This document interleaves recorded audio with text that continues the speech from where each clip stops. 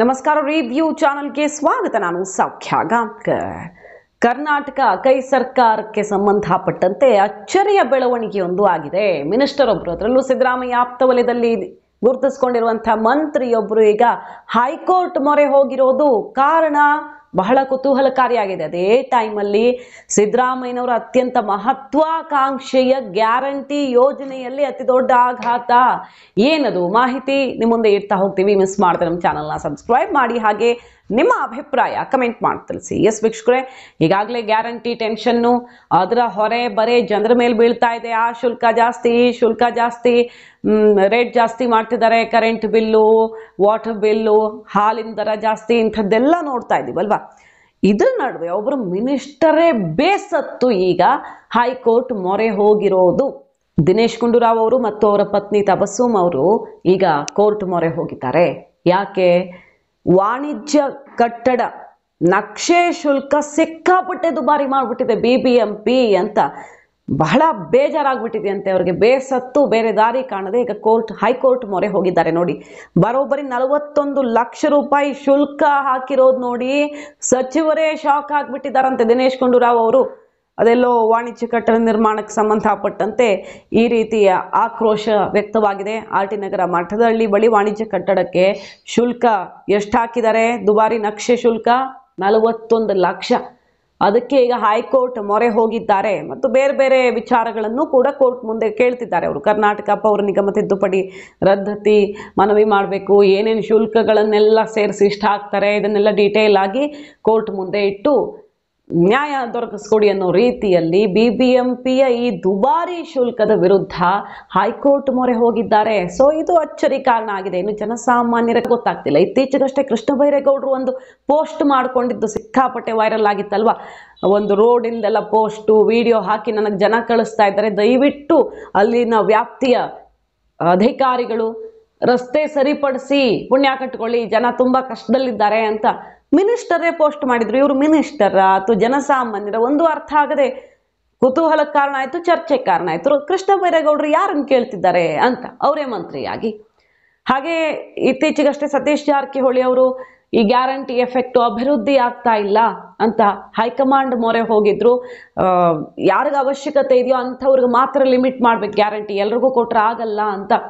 ನಮ್ಮ ಪಾಲಿಕೆ ವ್ಯಾಪ್ತಿಯಲ್ಲಿ ಬೆಳಗಾವಿ ಮಹಾನಗರ ಪಾಲಿಕೆ ವ್ಯಾಪ್ತಿಗೆ ದುಡ್ಡು ಇಷ್ಟು ಬರಬೇಕಾಗಿರೋದು ಕಟ್ಟಾಗಿದೆ, ಗ್ಯಾರಂಟಿ ಎಫೆಕ್ಟು ಅಂತ ಅವರೇ ಆಕ್ರೋಶ ವ್ಯಕ್ತಪಡಿಸಿದ್ದನ್ನು ನೋಡಿದ್ವಿ. ಹಾಗಾದ್ರೆ ಕೈ ಸರ್ಕಾರದಲ್ಲಿ ಏನಾಗ್ತಿದೆ ಅನ್ನೋ ಕುತೂಹಲಕಾರಿ ಬೆಳವಣಿಗೆ. ಅದರ ನಡುವೆ ನೋಡಿ, ಅನ್ನಭಾಗ್ಯ ಈ ಅವಧಿಯದ್ದೇನಲ್ವಲ್ಲ, ಇದು ಸಿದ್ದರಾಮಯ್ಯನವರ ಅತ್ಯಂತ ಮಹತ್ವಾಕಾಂಕ್ಷಿ ಯೋಜನೆ. ಸಿದ್ದರಾಮಯ್ಯನವರು ಅಂದ್ರೇನೆ ಜನ ನೆನೆಸ್ಕೊಳ್ಳೋದೆ ಅನ್ನಭಾಗ್ಯ, ಅನ್ನರಾಮಯ್ಯ ಅಂತ. ಆದರೆ ಈಗ ನೋಡಿ, ಅನ್ನಭಾಗ್ಯ ಅಕ್ಕಿಗೆ 2 ತಿಂಗಳಿಂದ ಹಣ ಸಿಕ್ಕಿಲ್ಲ ಅಂತ ಆಕ್ರೋಶ ವ್ಯಕ್ತವಾಗ್ತಿದೆ. ಅನ್ನಭಾಗ್ಯ ಯೋಜನೆಯಡಿ BPL ಫಲಾನುಭವಿಗಳಿಗೆ ಕೊಡಲಾಗ್ತಿರುವಂತಹ 5 kg ಅಕ್ಕಿಯ ಹಣ 2 ತಿಂಗಳಿಂದ ಬಂದಿಲ್ಲ. ಮೊದಲು ಯಾವುದು ಬಂದಿರಲಿಲ್ಲ? ಗೃಹಲಕ್ಷ್ಮಿ ಬಂದಿರಲಿಲ್ಲ. ಈಗ ಅನ್ನಭಾಗ್ಯದ ಅಕ್ಕಿ 5 kg ಬರ್ತಿಲ್ಲ.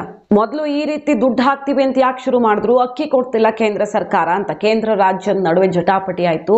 ಕೊನೆಗೆ ಅಕ್ಕಿ ಕೊಡ್ದಿದ್ರೆ ಏನಂತೆ, ನಾವು ದುಡ್ಡು ಕೊಡ್ತೀವಿ 34 ರೂಪಾಯಿ kgಗೆ, 5 kg 170 ರೂಪಾಯಿ ಹಾಕ್ತೀವಿ ಅಂತ ಘೋಷಣೆ ಮಾಡ್ಕೊಳ್ತು. ಈ ಕೇಂದ್ರ ಸರ್ಕಾರ ಅಕ್ಕಿ ಕೊಡೋಕೆ ರೆಡಿ ಇದೆ ಅಂತ ಮೊನ್ನೆ ಅಷ್ಟೇ ಕೇಂದ್ರ ಮಂತ್ರಿ ಪ್ರಹ್ಲಾದ್ ಜೋಶಿ ಅವರು ಹೇಳಿದ್ರಲ್ಲ, ರೆಡಿ ಇದ್ದೀವಿ ನಾವು, ಯಾವ ರಾಜ್ಯಕ್ಕೆ ಹೇಳಿದ್ರು ಕೊಡ್ತೀವಿ. ಹೋದ ವರ್ಷ ಸ್ಟಾಕ್ ಇರಲಿಲ್ಲ, ಈ ವರ್ಷ ಬೇಕಾದಷ್ಟಿದೆ, ತಗೊಳ್ಳಿ. ಆದರೆ ರಾಜ್ಯ ಸರ್ಕಾರ ನಾವು ತಗೊಳ್ಳಿ ಅಂದ್ರೂ ತಗೊಳ್ತಿಲ್ಲ. ಕಡಿಮೆ ರೇಟಲ್ಲಿ ಕೊಡ್ತೀವಿ, 34 ರೂಪಾಯಿ ಅಲ್ಲ, ಇನ್ನೂ ಕಡಿಮೆ ರೇಟಲ್ಲಿ ಕೊಡೋದಕ್ಕೆ ರೆಡಿ ಇದೆ ಕೇಂದ್ರ ಸರ್ಕಾರ, ಆದರೂ ತಗೊಳ್ತಿಲ್ಲ ರಾಜ್ಯ ಸರ್ಕಾರ. ಯಾಕಂದರೆ ಬೊಕ್ಕಸ ಬರಿದಾಗಿದೆ ಅಂತೆಲ್ಲ ಅಟ್ಯಾಕ್ ಮಾಡಿದ್ದನ್ನು ನೋಡಿದ್ವಿ ನಾವು. ಈಗ ನೋಡಿ, ಅಲ್ಲಿ ಅಕ್ಕಿ ಕೊಡ್ತಿದ್ದಾರೆ. ಮೊದಲು ಘೋಷಣೆ ಮಾಡಿದ್ದೆ 10 kg ಕೊಡ್ತೀವಿ ಅಂತಲ್ವಾ, ಆ ಅಕ್ಕಿ ತಗೊಂಡು ಅಕ್ಕಿನೂ ಕೊಡ್ತಾ ಇಲ್ಲ. 170 ರೂಪಾಯಿ ದುಡ್ಡು ಹಾಕ್ತೀವಿ ಅಂತಿದ್ದಾರೆ, ಅದನ್ನೂ ಕೂಡ ಪದೇ ಪದೇ ಪೆಂಡಿಂಗ್ ಆಗ್ತಿರೋದು. ಒಂದ್ಸಲ ಗೃಹಲಕ್ಷ್ಮಿ ಟೆನ್ಷನ್ನು, ಈಗಲೂ ಗೃಹಲಕ್ಷ್ಮಿ ಬಂದಿಲ್ಲ ಅಂತ ಮೊನ್ನೆಲ್ಲ ಪ್ರೊಟೆಸ್ಟ್ ಆಯಿತು. ಇಲ್ಲಿ ಅನ್ನಭಾಗ್ಯದ ದುಡ್ಡು ಕೂಡ ಬರ್ತಿಲ್ಲ, ತಾಂತ್ರಿಕ ಸಮಸ್ಯೆಯಿಂದ ಹಣ ವರ್ಗಾವಣೆ ಆಗಿಲ್ಲ ಅಂತಿದ್ದಾರೆ. ಅದು ಯಾಕೆ ಪದೇ ತಾಂತ್ರಿಕ ಸಮಸ್ಯೆ ಆಗ್ತಾ ಇದೆ ಅನ್ನೋದು ಅರ್ಥ ಆಗ್ತಿಲ್ಲ. ಯಾವ ಗೊಂದಲನೂ ಇಲ್ಲ, ಶೀಘ್ರ ಬರುತ್ತೆ, ಏನು ಸಮಸ್ಯೆ ಆಗಿಲ್ಲ ಸರ್ಕಾರಕ್ಕೆ ಅಂತ ಸಮಜಾಯಿಷಿ ಕೊಡ್ತಿದ್ದಾರೆ ಮಂತ್ರಿಗಳು. ಆದರೆ ಸರ್ಕಾರ ನಿಜಕ್ಕೂ ಇಲ್ಲಿದಲ್ಲಿಗೆ ಬ್ಯಾಲೆನ್ಸ್ ಮಾಡೋ ಆಟ ಆಡ್ತಿದ್ಯಾ ಅಂತ ಅನಿಸುತ್ತೆ. ಯಾಕೆಂದರೆ ಎರಡನ್ನೂ ಒಟ್ಟೊಟ್ಟಿಗೆ ಕೊಡೋದಕ್ಕೆ ಕಷ್ಟ ಆಗುತ್ತೆ ಅಂತ ಒಂದು ತಿಂಗಳು ಅದು ಕೊಡೋದು, ಒಂದು ತಿಂಗಳು ಇದು ಕೊಡೋದು, ಆ ರೀತಿ ಲೆಕ್ಕಾಚಾರ ಇದು ಸುಮ್ಮನೆ ತಾಂತ್ರಿಕ ಸಮಸ್ಯೆ ಅಂತ ಹೇಳೋದು. ಹೇಗಾದರೂ ಕೆಲವು ತಿಂಗಳುಗಳ ಕಾಲ ಮುಂದೆ ತಳ್ಕೊಡ್ತಾ ಹೋಗೋದು ಅಂತನಾ. ಈಗಾಗಲೇ BPL ಕಾರ್ಡು ಯಾರ್ಯಾರಿಗೆ ಕಟ್ ಮಾಡೋದು ಅನ್ನೋದಕ್ಕೆ ನಿಯಮ ಮಾನದಂಡ ಎಲ್ಲ ರೆಡಿ ಆಗಿದೆ. ಕಾರ್ ಇರೋರು ಮತ್ತೊಂದು ಮಗದೊಂದು ಮಾನದಂಡಗಳನ್ನೆಲ್ಲ ಹಾಕ್ತಾ ಇದ್ದಾರಲ್ಲ. ಸೊ ಆ ಮೂಲಕ ಸುಮಾರು 15ರಿಂದ 20 ಸಾವಿರ ಕೋಟಿ ಸೇವ್ ಆಗತ್ತಂತೆ ಈ ಗ್ಯಾರಂಟಿ ಯೋಜನೆಯಲ್ಲಿ. ಘೋಷಣೆ ಮಾಡಿದ್ದಕ್ಕಿಂತ ಇಷ್ಟು ಕಡಿಮೆಯಲ್ಲೇ ಬಜೆಟಲ್ಲಿ ಎತ್ತಿಟ್ಟ ದುಡ್ಡಲ್ಲಿ ಉಳಿತಾಯ ಮಾಡಬಹುದು, ಅಂದರೆ ಘೋಷಣೆ ಮಾಡಿದ ದುಡ್ಡಲ್ಲಿ ಉಳಿತಾಯ ಮಾಡ್ಕೊಳ್ಬಹುದು ಅನ್ನೋ ಲೆಕ್ಕಾಚಾರ. ಈಗ ನೋಡಿದ್ರೆ ಅರ್ಹರಿಗೂ ಕೂಡ ಬರ್ತಾ ಇಲ್ಲ. ಯಾಕೆ ಬರ್ತಾ ಇಲ್ಲ? ಸಿದ್ದರಾಮಯ್ಯನವರು ಕೊನೆ ಪಕ್ಷ ಅನ್ನಭಾಗ್ಯ, ಶಕ್ತಿ ಯೋಜನೆ ಈ ಥರ 2 ಸ್ಕೀಮ್ ಘೋಷಣೆ ಮಾಡಿಕೊಂಡಿದ್ರೆ ಕಾಂಗ್ರೆಸ್ ಹೈಕಮಾಂಡು ಎಲ್ಲ ಮಾತಾಡಿಕೊಂಡು ಆವಾಗ ಸರಿಯಾಗಿ ನಿಭಾಯಿಸ್ಕೊಂಡು ಸರ್ಕಾರ ಅಭಿವೃದ್ಧಿನೂ ಮಾಡ್ಕೊಂಡು ಹೋಗಬಹುದಿತ್ತೇನೋ. ಈಗ ಹೆಂಗಾಗಿದೆ ಅಂದರೆ ಗ್ಯಾರಂಟಿ ವಾಪಸ್ ತಗೊಳ್ಳೋ ಹಾಗಿಲ್ಲ. ಹರಿಯಾಣ, ಜಾರ್ಖಂಡು, ಜಮ್ಮು ಕಾಶ್ಮೀರ, ಮಹಾರಾಷ್ಟ್ರ ಎಲೆಕ್ಷನ್ ಇದೆ, ಏನು ತಪ್ಪು ಸಂದೇಶ ಹೋಗಲ್ವಾ? ಇವ್ರ ಹತ್ರ ಆಗಲ್ಲ, ಸುಮ್ಮನೆ ಘೋಷಣೆ ಮಾಡ್ತಾರೆ, ಎಲೆಕ್ಷನ್ ಮುಗಿದ ಮೇಲೆ ವಾಪಸ್ ತಗೊಳ್ತಾರೆ ಅಂತ. ಆ ಕಡೆ ನಿಭಾಯಿಸ್ಕೊಂಡು ಹೋಗೋಕ್ಕೂ ಆಗ್ತಿಲ್ಲ. ಹಿಮಾಚಲ್ ಪ್ರದೇಶದಲ್ಲಿ ಏನಾಗಿದೆ, ದಿವಾಳಿ ಎದ್ದೋಗಿದೆ. ಮಧ್ಯಪ್ರದೇಶದಲ್ಲಿ ಏನಾಗಿದೆ, BJP ಸರ್ಕಾರ ಅಲ್ಲಿ ಅವರು ಗ್ಯಾರಂಟಿ ಕೊಡ್ತಿದ್ದಾರೆ, ಅವ್ರಿಗೂ ಸಂಕಷ್ಟ ಎದುರಾಗ ಸಾಲದ ಹೊರೆ. ಯಾವ ಸರ್ಕಾರ ಇದ್ರೂ ಅಷ್ಟೇ ಗ್ಯಾರಂಟಿ ನಂಬಿಕೊಂಡ್ರೆ ಕೆಟ್ಟರು ಅನ್ನೋ ಪರಿಸ್ಥಿತಿ ಆಗಿದೆ. ಆದರೆ ಗ್ಯಾರಂಟಿ ಘೋಷಣೆ ನಿಲ್ತಾ ಇಲ್ಲ. ಬೇರೆ ಬೇರೆ ರಾಜ್ಯಗಳಲ್ಲಿ ಘೋಷಣೆ ಆಗ್ತಾನೆ ಇದೆ ಎಲೆಕ್ಷನ್ಗೆ. ಇಲ್ಲಿ ನೋಡಿದ್ರೆ ವಾಸ್ತವ ಇಂಥದ್ದು. ಈ ರೀತಿ ಪರಿಸ್ಥಿತಿಯಲ್ಲಿ ಒದ್ದಾಡುವಂತಾಗಿದೆ.